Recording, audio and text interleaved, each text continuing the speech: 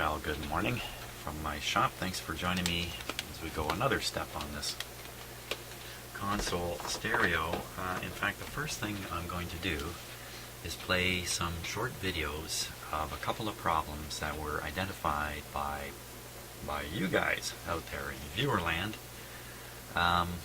Just before I do that, let me just explain, just because of the way things go and the timing of things, I'm usually a step or two or a video or two ahead of what you're watching. So you have to imagine that while you're watching me do stuff, I am in fact a couple of steps ahead. And I've sort of adopted the practice now of working along without reading comments, mostly because I don't have time to read the comments, but also I found that it's a little bit, I don't want to say disturbing, but kind of wrecks my fun here as I try to slug through these things on my own, because a lot of you are giving comments which would leapfrog me forward, and I appreciate that's exactly what you're trying to do. You're trying to help me out in that. And at times, yes, I have to roll over. I can't figure it out for myself. I do stop working. I do read all the comments, and I do get good hints. But other times, I'm continuing to plod ahead in my own way. And somehow I manage to get things to go and to work out. So I'm avoiding a little bit reading comments every night. It takes time, as you could imagine. And I do read them. It's a lot of fun for me because I'm reading comments that people have made on situations and things that have happened that I have somehow worked my way through and resolved, or I'm reading comments about viewers' guesses as to what might be wrong, and I already know that their guesses are just as bad as my guesses because I've already actually solved whatever the problem is. But the next two things you're going to watch are not like that. They are situations or errors, I hate to use the word errors, that have developed while I'm doing the work because of the work I'm doing. And in this case, in both of these cases, because it's so hard for me to see in detail with my eyeballs what you are seeing in great detail on close-up camera shots. You know, while I'm working here, I'm looking at the actual thing I'm working on. Occasionally I look up at the screen, which is just up here. You see it there? And occasionally I see the same thing you are seeing continuously. But I cannot look at the screen and work down here. People just don't work that way. So you see things on camera that I don't see because of camera angles. For instance, I'm looking down like this just because of where I am, kind of like that.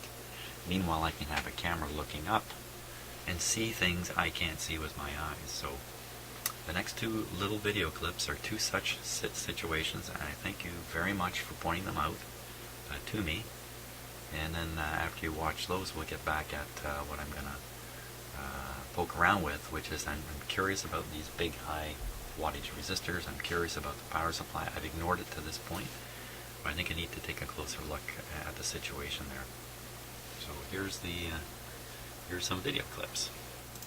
Well, I didn't actually expect to be back in here, but I'm reading the comments on my video and videos. And you know, I'm making it a practice now not to read the comments right after posting the video, for fear you're going to spoil my fun. So I'm usually a little bit further down the road, trying to achieve success, frankly, before I start reading the comments. So I really enjoy it still. I really get a kick out of reading the comments. But there's one that has pointed something out, and I wanna show it to you. Because I'm about to investigate it. In fact, I've got this camera set up here, but I'm gonna move it. So it's happening down here, but from my angle of view, just like this, I cannot see what was in the camera. And so, darn it all, I don't have his name right in front of me here. But you know who you are when you see this. So, pretty sure this is what you were talking about. This wire here, where it crosses right there, appears to be shorted to it. Just in behind it, the camera angle is just slightly different. Let's see what we can see here. some light on the topic. See, it looks a little different. Back here. Come on, camera. Sit still. Not cooperating. It's been a long day for the camera too. Now I'm just going to pry those apart. I'm pretty sure there's no short there. And, oh my gosh. Oh my gosh, look at that. Is that shiny metal in there?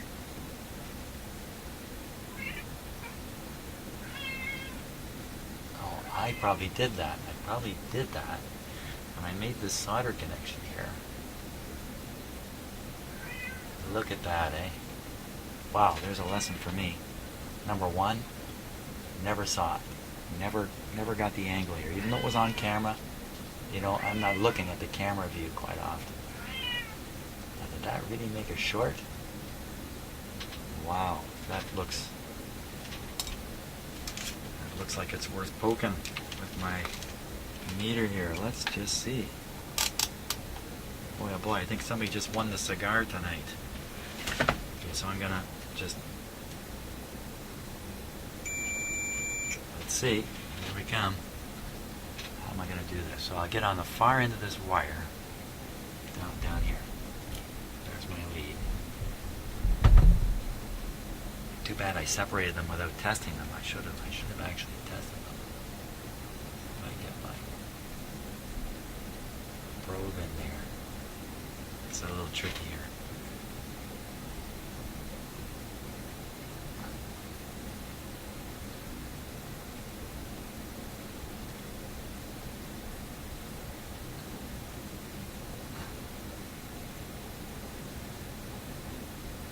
I'm not getting it right in there. Something's. Hang on. Okay, I'm just going to pull the camera back here. And give me the room I need.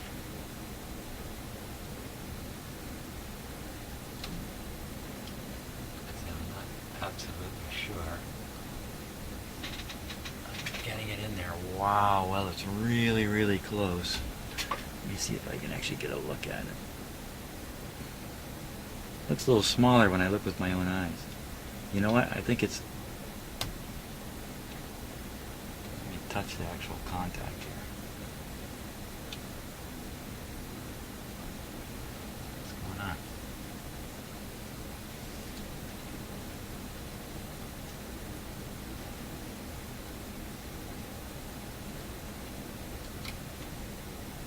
There we are.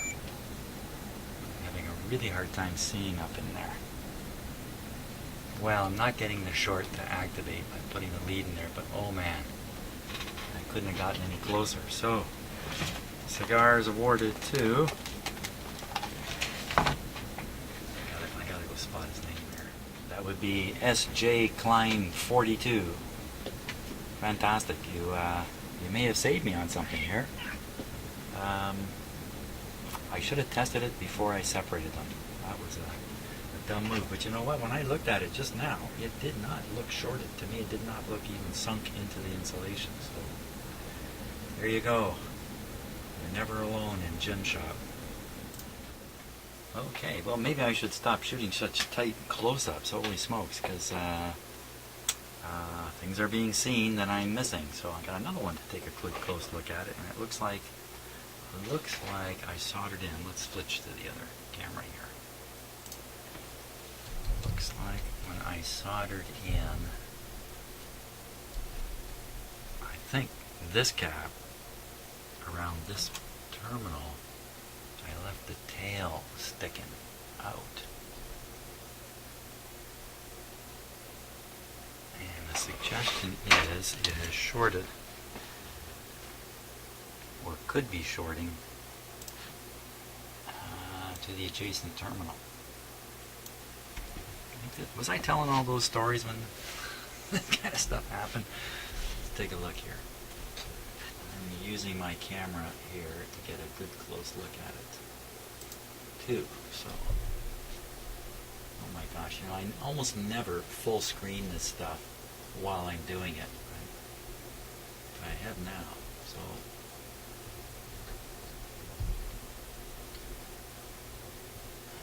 thing. This is the terminal in question. And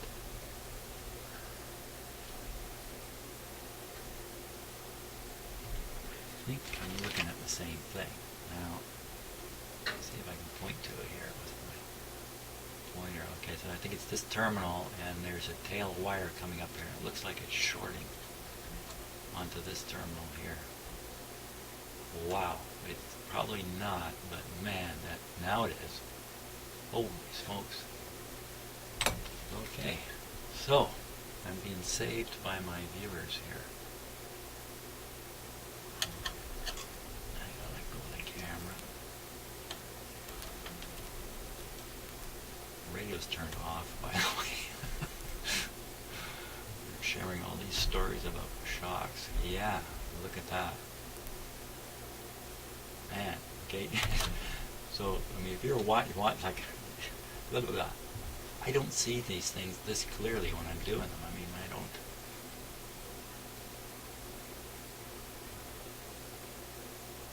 Yeah.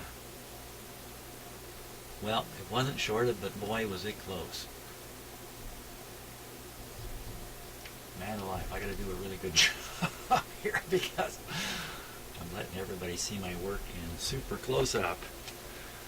Anyway, thank you again, and I gotta run and see the name there because I've forgotten it. Let me run and check. Okay, so that was from On the Workbench today, and I gotta thank you very much because you leave lots of comments on my videos. And here's the thing, though, I'm having a hard time keeping up with the comments. Mostly because I have other things going on in my life that are really tying me up. Important things I got to do, and not the normal stuff that everybody's doing. I got something a little special going on in my life right now. It has to do with a medical problem with one of my relatives. So I'm rushed all the time. I get in here and I find a few hours here and there, and I'm rush. And I've had to let some things go. One of the things I've let go is reading the comments. What I've discovered in doing that is that quite often, when I do eventually get back to reading them, the things that are being talked about, usually I've managed to discover myself somewhere down the road anyway. And in the course of doing that, I'm having a lot of fun. Perhaps if I read all these comments, I wouldn't have quite as much fun. On the other hand, these last couple things, and a little bit of video I've just shot now, are two situations where I missed something important, and it's real valuable to learn about it after the fact. It makes me think everybody should video everything all the time. There goes another unnecessary piece of wire I left in there. So I thank you all very, very much. Even if I'm not reading your comments in a timely manner, they're still of interest to other people who are watching these videos. And, it's building up an excellent body of knowledge for everybody to share. So it's great. Okay, so thanks again for what you showed me there. Both of those were pretty interesting observations. Oh, I just realized I got my phone in my pocket. Oh, let me get it out of here. Bad news. I hope I didn't. My phone didn't wreck those videos. I have my phone in my pocket here in the shop. You get to hear its data transmission pulses on my videos. So I hope that didn't happen. Apologize if it did.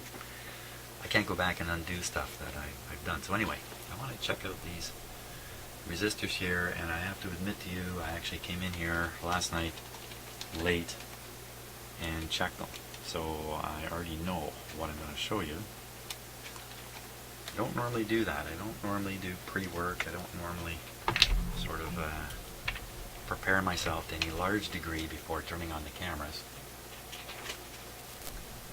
And because the few times I've done that, things have happened in the shop here that I was so sad I didn't get on camera.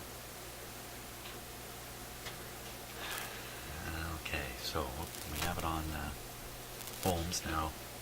This is a 1,000 ohm resistor. This one in the back is a 1,000 ohm resistor. This one is a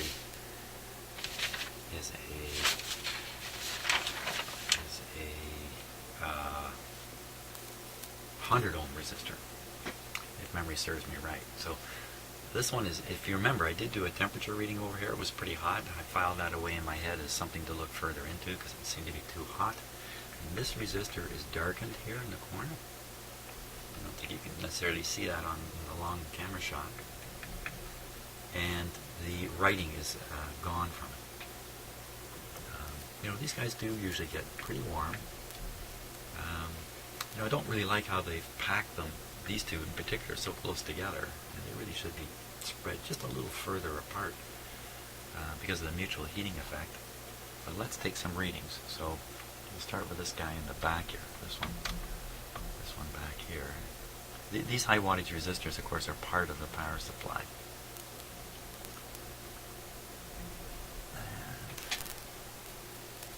Going down here, and you see right around 1,000 ohms. That's just where it's supposed to be. We'll try this other one here. Same kind of thing, right around 1,000 ohms. Now we'll try the 100 ohm one here.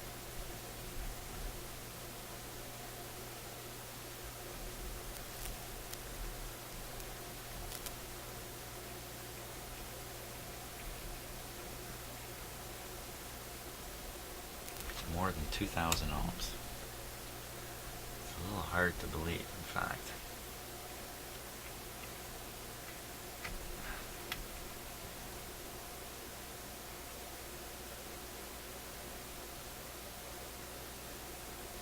So that's on its way to 4,500 ohms, somewhere around there, 4,400 ohms. It's supposed to be 100 ohms, not 4,400 ohms. So that's really quite surprising. I do have to get the other bit of schematic here. Okay, so we just take a glance at the power supply part of the schematic here. Those resistors are here, here, and here. 100 ohms, 1,000 ohms, 1,000 ohms. 100 ohm, 5 watt. And when you look at them, you can see that this one's a little smaller. That's the 5 watt resistor. Now it's supposed to be 100 ohms, and I'm reading it way up there. At, what was it, 2,400 ohms, way off. That's way, way off. And there was a lot of heat in this area. I think it's just this resistor was the cookout guy. Now what's he doing? He's controlling, so at the top here it says 200, oh, sorry, oh, I apologize. See, I don't normally look up at my computer screen enough there. So there we go, sorry about that. So, sorry about the focus too. Off the top of this resistor is 275 volts. This is the 100 ohm one. And where's it going? This is the feed right into the output tubes. So we add everything together. Leaky blocking capacitor. Tube pretty much dead. Fried out. One of these two tubes, original tubes, fried out. And a supply here that pulls current through this 100 ohm resistor. It all adds up to the output part of this amp going wild, drawing way too much current, and cooking out this resistor, which is a good thing because it saved it, and this tube eventually also given up to ghost, which would also have a saving effect on things in a sense. What are you saving? You're saving this power transformer from getting damaged. So that's how I kind of interpret all that. And this is not a surprising story. This is a common thing to have happen in older amplifiers, particularly if they're high mileage, they've been used a lot. This kind of stuff happens. That's why it's worth testing these large wattage resistors. If they put a large wattage resistor in, the designers know they're going to get hot. That's why they're putting large wattage resistors in. things that get hot fail. It's really pretty simple stuff. So I've ordered all new resistors for in here. No, I don't think I'm going to replace the two 1000s. They're fine. They're on a different leg. They've had a different journey in life than this guy. But I've ordered new capacitors to replace the power supply capacitors in here. The power supply capacitor is a single metal unit here on top, back here. And I'm just going to say, well, you're done, buddy. Time for retirement. It's possible that this capacitor is part of the current draw picture that burned up this resistor. Don't really know, but it's time for them to go anyway. There was a slight hum in this set. I could hear at times. I don't have it on the biggest speakers, so a hum may not be reproduced all that strongly in my shop here. So I could, kind of not hear it, kind of ignore all this, put this whole thing back together, put it into the console, turn it on, and there's a very distinct hum that shows up at the last minute. I don't want that to happen.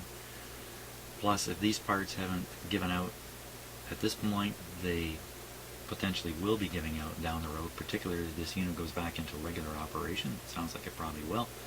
And this transformer is at risk. Everything else is cheap to replace, not this. And not these output transformers either. Those need to be cared for also. So, that's the story there. Now, another story. Let's switch back to the radio.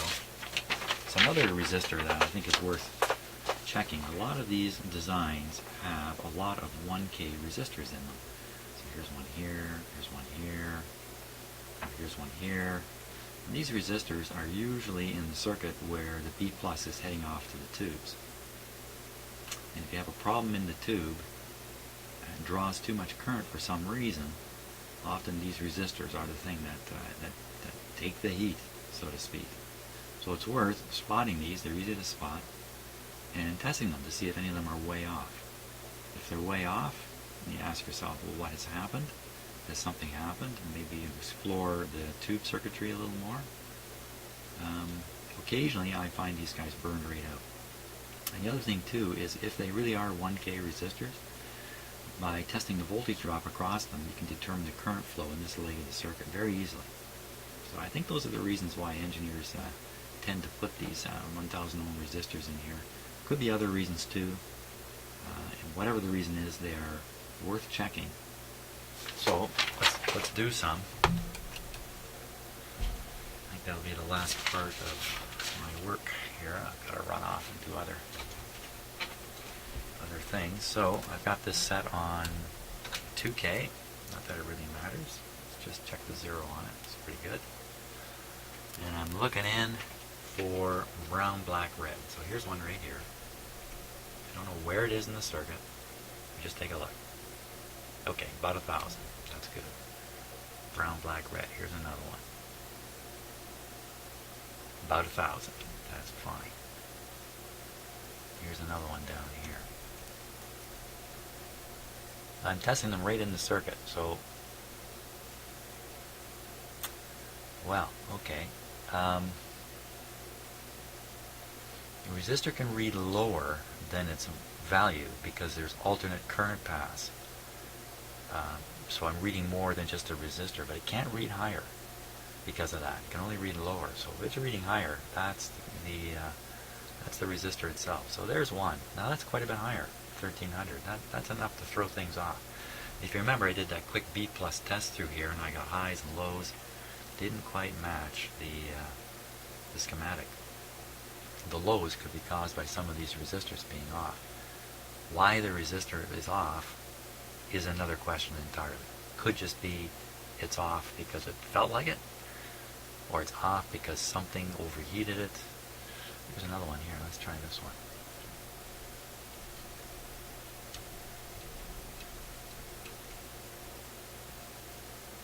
Look at that, 1420. Because the all the current reaching whatever it is it's heading for is going through, it's a stupid statement, isn't it? Going through this resistor. A variation like that, a little much to ignore. So I got 2 in there. I should really change out. Now what about this one that looks like it's cooked up? I mean, it's definitely overheated.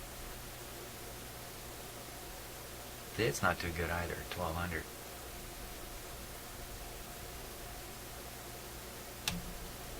This one, even though it reads 1200, the way it looks is the one we're looking at in the earlier video.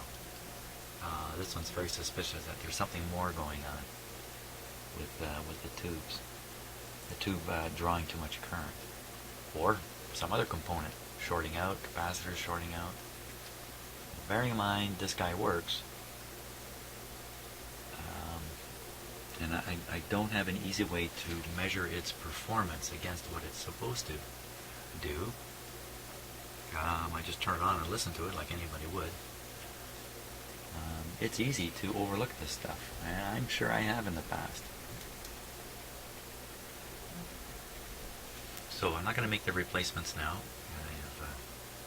Oh, here's one down here. Why down in the amplifier? I have no idea what it's doing, but look at that. Another one high. Resistors do go high. They don't tend to short low. They've all gone a little bit high.